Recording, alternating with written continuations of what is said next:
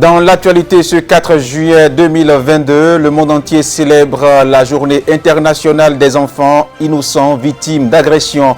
Au Bénin, plusieurs citoyens dénoncent le fléau et appellent à une prise de conscience. Le ministre d'État Abdoulaye Biotchane, en visite sur le chantier de la zone économique spéciale de Glodjibé, qui évolue à plein régime, il est allé constater l'évolution des travaux.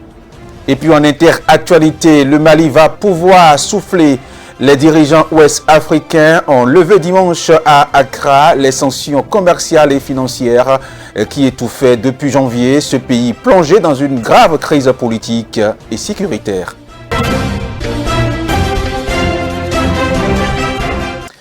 Et voilà pour le sommaire. Bienvenue au développement. La journée internationale des enfants innocents victimes d'agression est célébrée chaque année le 4 juillet afin de reconnaître la souffrance des enfants victimes de sévices physiques, mentaux et émotionnels dans le monde entier.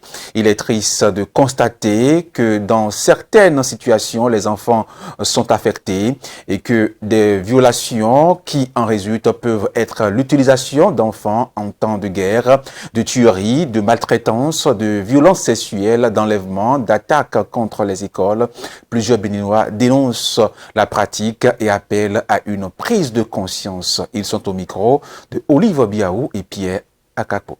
Le 19 août 1982, à l'occasion de sa session extraordinaire d'urgence sur la question de Palestine, l'Assemblée générale, consternée par le grand nombre d'enfants palestiniens et libanais qui ont été les victimes innocentes des actes d'agression d'Israël, a décidé de commémorer le 4 juin de chaque année la journée internationale des enfants victimes innocentes de l'agression. Le but de cette journée est de reconnaître les souffrances endurées par les enfants du monde entier, victimes de violences physiques, mentales et émotionnelles, et de mettre l'accent sur l'engagement des Nations Unies dans la protection de leurs droits. L'agression des enfants, sur le plan général, n'est pas une bonne chose. Parce que les enfants ont droit d'abord à l'éducation. Et c'est des êtres qui ne sont pas encore adultes, qui n'ont pas encore appris. Et c'est nous les adultes, au fait, qui devons éduquer les enfants. Donc nous ne devons pas traiter les enfants comme des adultes, des enfants. Lorsqu'ils font quelque chose, déjà on commence à les taper. Ce n'est pas bon. On ne doit pas mettre les enfants sur des sujets qui ne les concernent pas. Je crois que maltraiter des enfants, c'est mauvais, c'est méchant. Ceux qui le font, ce sont des gens méchants qui le font. Les enfants n'ont pas une place dans notre ville, dans notre secteur, dans tous les secteurs d'activité, même à l'école, même dans les ateliers de formation de travail. Les enfants subissent tous les jours des agressions.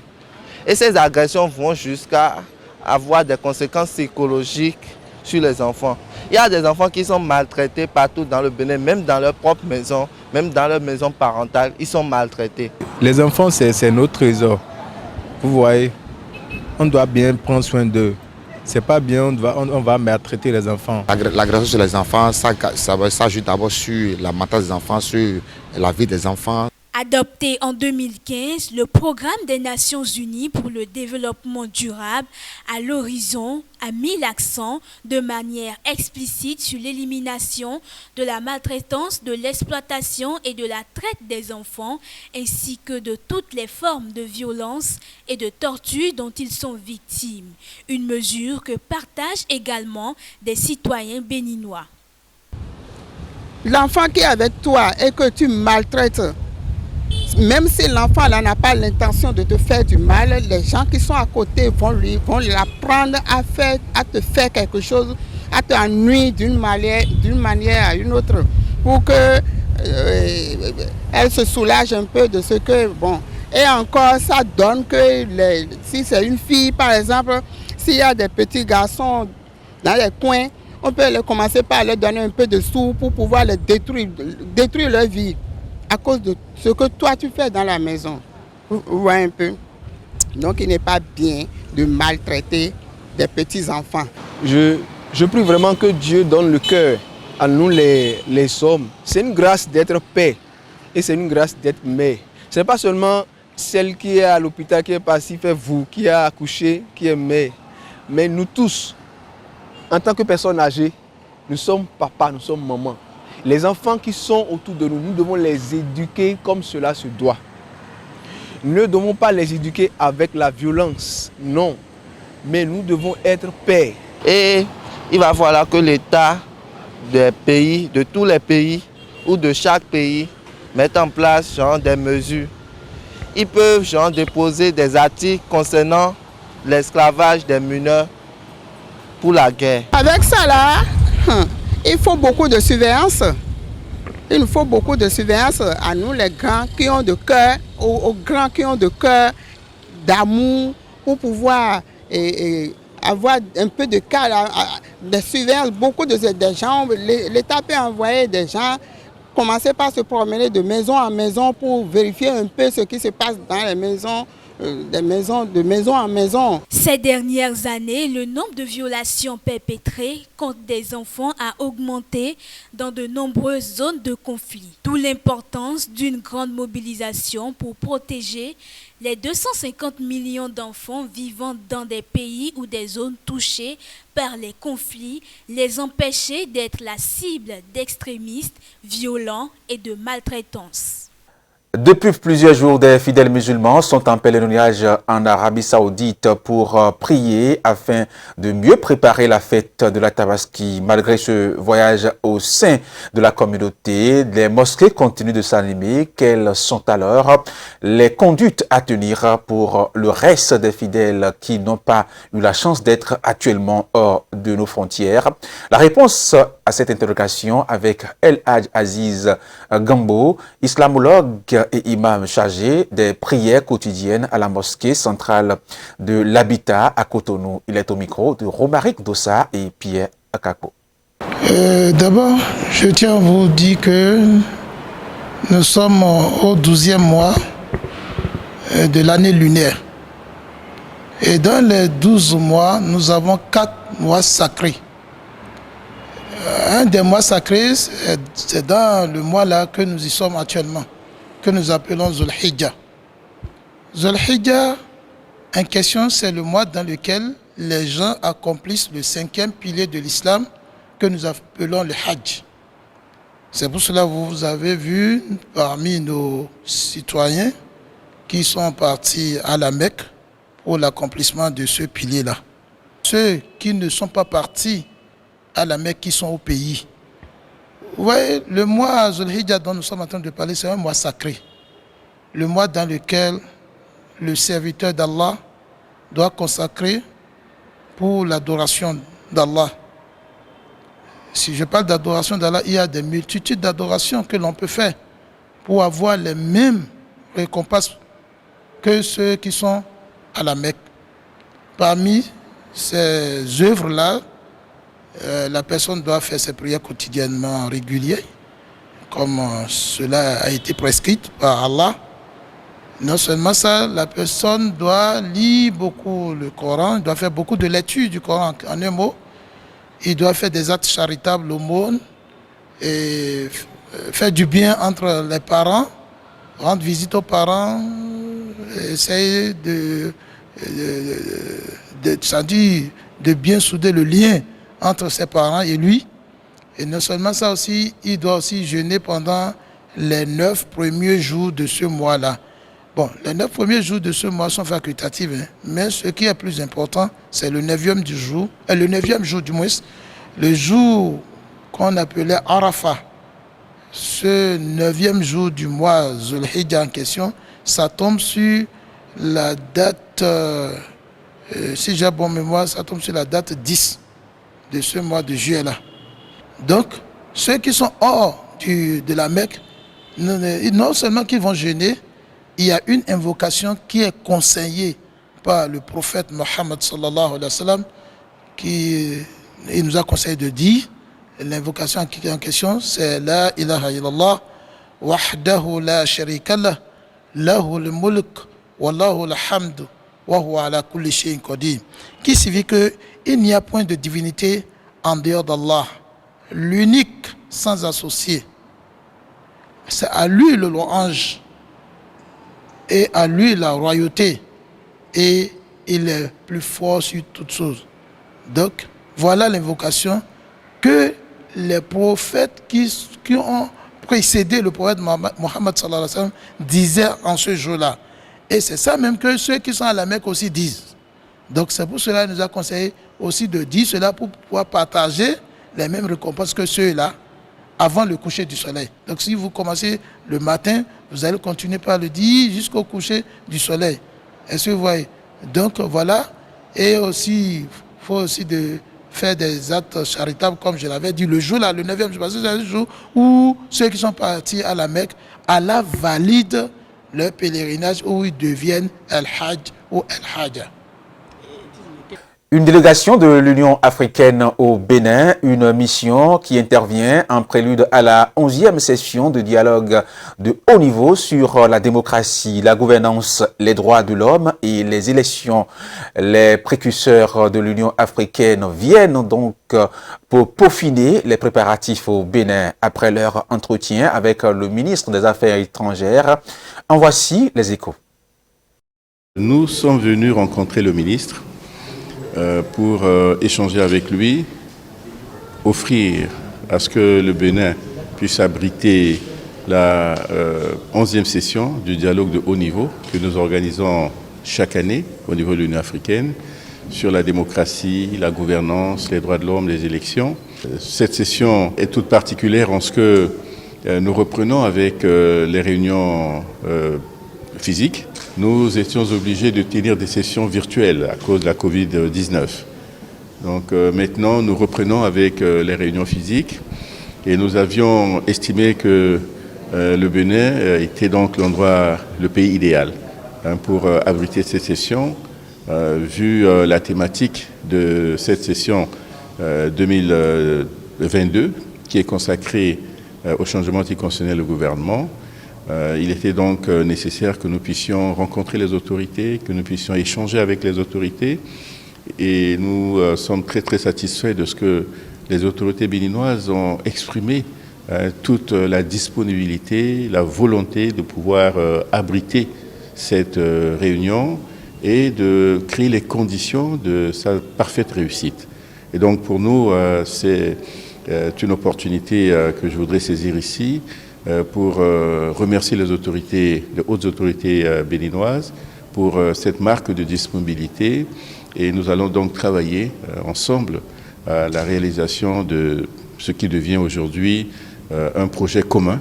Donc pour que d'ici le mois de novembre, nous puissions avoir une session qui soit des plus réussies et appréciée de tout le monde. Le chantier de la zone économique spéciale de Glodjibé évolue à plein régime. Les travaux de la première phase de ce projet du gouvernement du président Patrice Talon sont entièrement achevés. Le ministre d'État Abdoulaye Bio Tchané s'y est rendu ce mercredi pour s'enquérir de l'évolution de ce projet. Voici donc le constat.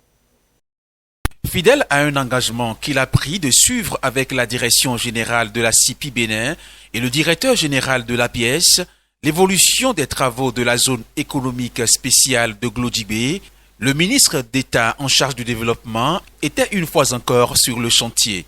Ce fut l'occasion pour Abdoulaye Bio Tchané de faire sur place certains constats quant à l'installation des industries, puis de s'enquérir des difficultés sur le terrain.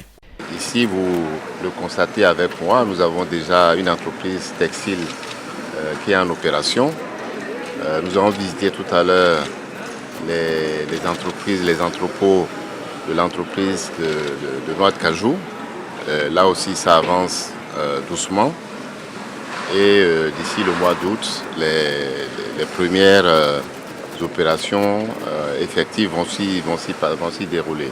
La CIPI et la pièce se réjouissent du regard rapproché du gouvernement du Bénin sur le chantier. Le ministre d'État visite cette zone de façon régulière et pour nous permettre de discuter avec lui non seulement de l'état d'avancement des travaux, mais d'éventuelles difficultés auxquelles nous faisons face dans la mise en œuvre du projet. Le gouvernement suit, je dirais de manière très très rapprochée, ce qui se passe dans cette zone. Construite sur 1640 hectares de superficie et un investissement de 825 milliards de francs CFA, La zone économique va générer des milliers d'emplois, ce qui, selon le ministre, donne un signal du caractère attractif que revêt cette zone.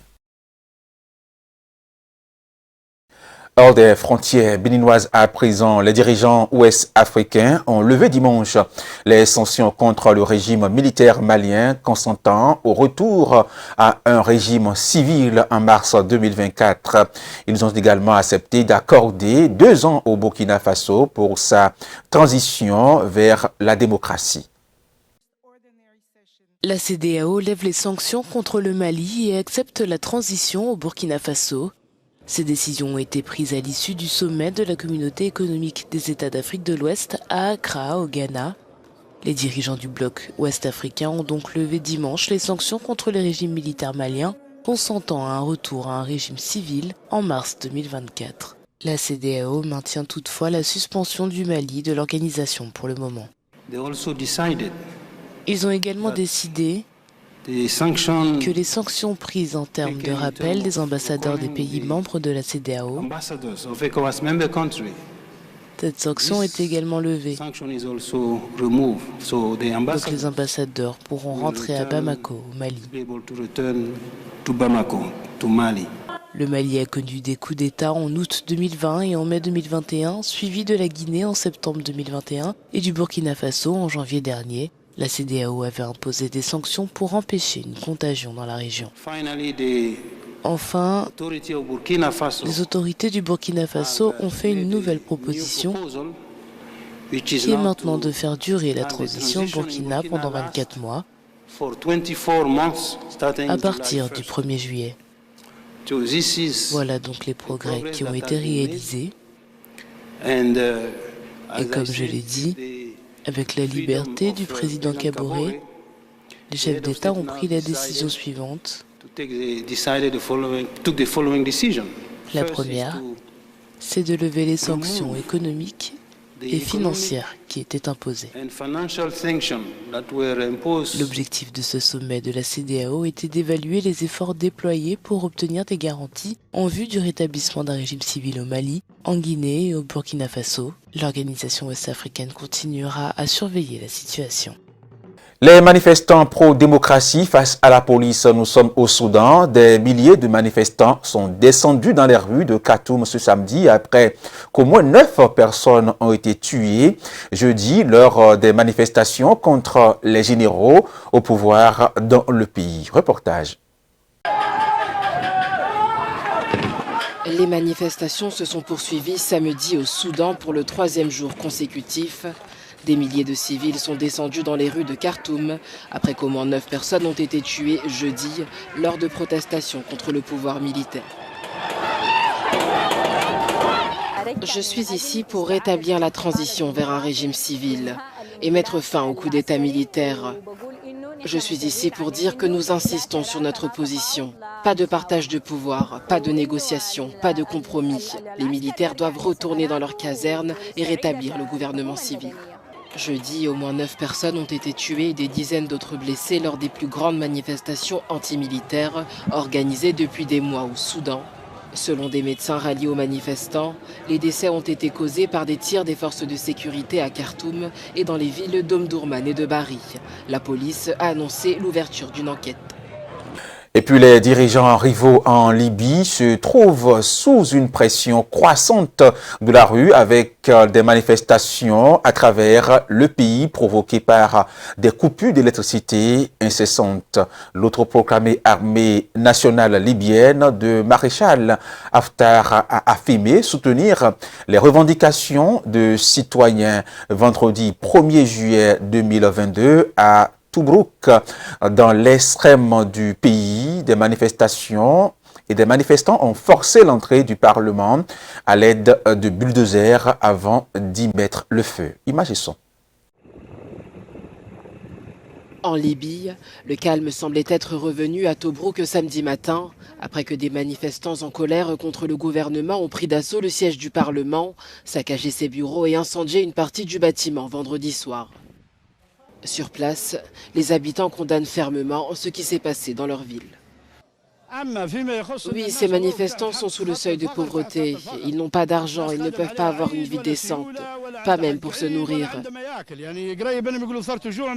Nous les soutenons et soutenons leurs droits, mais pas la manière dont ils ont fait bouger les choses hier. Ce qui s'est passé après le coucher du soleil, comme la destruction des biens publics, est considéré comme une honte pour la ville de Tobrouk. Samedi soir, cependant, les manifestants se sont à nouveau rassemblés à Tripoli et dans plusieurs villes, bloquant les routes et incendiant des pneus, en colère contre la dégradation des conditions de vie. Le pape François a exhorté samedi le peuple et les dirigeants de la République démocratique du Congo et du Soudan du Sud à tourner la page et à forger de nouvelles voies de réconciliation, de paix et de développement. Il a diffusé un message vidéo. Le jour même, il aurait dû entamer un pèlerinage d'une semaine dans les deux pays africains. François a dû donc annuler le voyage en raison de douleurs aux genoux qui ont rendu la marche et la station plutôt debout difficile. Reportage. Après avoir été contraint d'annuler son pèlerinage en Afrique pour raison de santé, le pape François a exhorté le peuple et les dirigeants de la RDC et du Soudan du Sud, où il était attendu ce samedi, à tourner une page et à forger de nouvelles voies de réconciliation, de paix et de développement. Aujourd'hui, comme vous le savez, j'avais prévu de venir faire un pèlerinage de paix et de réconciliation sur vos terres. Le Seigneur sait combien je suis déçu d'avoir dû reporter cette visite tant attendue et tant désirée.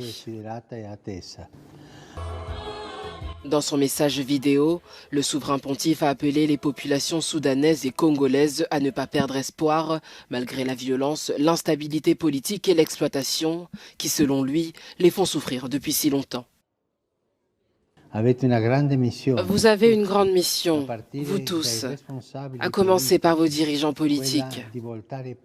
C'est celle de tourner une page pour tracer de nouvelles pistes, de nouveaux chemins de réconciliation et de pardon, de coexistence sereine et de développement. C'est une mission à entreprendre en regardant ensemble vers l'avenir, vers les nombreux jeunes de vos terres, luxuriantes et blessés, en les remplissant de lumière et d'avenir. Les jeunes rêvent, et ils méritent de voir ces rêves se réaliser, de voir des jours de paix.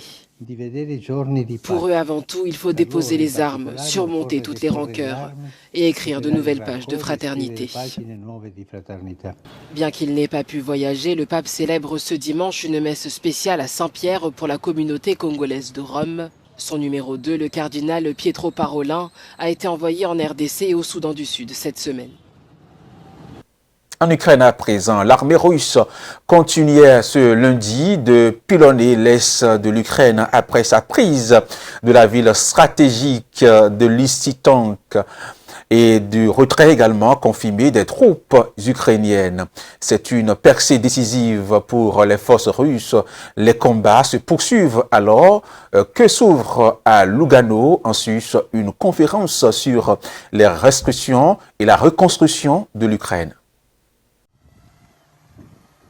C'est une percée décisive pour les forces russes. L'armée ukrainienne confirme la prise de Lysychansk et son retrait de cette ville stratégique de l'est de l'Ukraine. Moscou contrôlerait ainsi toute la région de Louhansk. Après des semaines de combats dévastateurs, la prise de Lysychansk, qui comptait 95 000 habitants avant la guerre, permet aux troupes du Kremlin de progresser vers l'ouest, notamment en direction de deux villes majeures, Sloviansk et Kramatorsk, dans la région de Donetsk. Un coup dur pour l'armée ukrainienne de Volodymyr Zelensky. Ce dernier, qui a reçu dimanche le Premier ministre australien, Anthony Albanese, a promis d'augmenter de plusieurs dizaines de millions d'euros son soutien militaire à l'Ukraine. Confirmant la supériorité des troupes russes sur le terrain dans la région de Louhansk et le retrait de ses troupes de Lysychansk, Volodymyr Zelensky a aussi assuré que ses soldats avançaient progressivement à la fois dans les régions de Kharkiv dans le nord-est et de Kherson dans le sud. Anthony Albanese s'est rendu notamment à Irpin, l'une des villes ravagées par la guerre dans la région de Kiev. Le Premier ministre australien qui a par ailleurs affirmé que le président russe recevrait, je cite, l'accueil qu'il mérite s'il participait au sommet du G20 prévu en novembre à Bali, en Indonésie. Une série de fortes explosions a fait au moins 3 morts et 4 blessés dans la ville russe de Belgorod, a indiqué dimanche le gouverneur de cette région frontalière de l'Ukraine est déjà touché précédemment par des tirs. Sur Telegram, le gouverneur a indiqué que les explosions avaient eu lieu très tôt le dimanche matin et que 11 immeubles résidentiels et 39 maisons avaient été donc endommagés. Nous sommes à quelques kilomètres de la frontière ukrainienne, dans la ville russe de Belgorod. Selon le gouverneur de la région, 4 personnes y ont trouvé la mort dans le bombardement d'un quartier résidentiel que Moscou attribue à Kiev. Le Kremlin affirme que plusieurs missiles à sous-munitions ont été interceptés par le système russe de défense antiaérienne, mais que les débris ont malgré tout fait des dégâts. Selon les informations dont je dispose pour le moment, 4 personnes sont mortes. L'une d'entre elles est un citoyen de la Fédération de Russie. 3 autres sont des citoyens de l'Ukraine. Autrement dit, le gouvernement ukrainien tue des citoyens ukrainiens sur le territoire de la Russie. C'est le summum absolu du cynisme que l'Ukraine a atteint dans ses actions.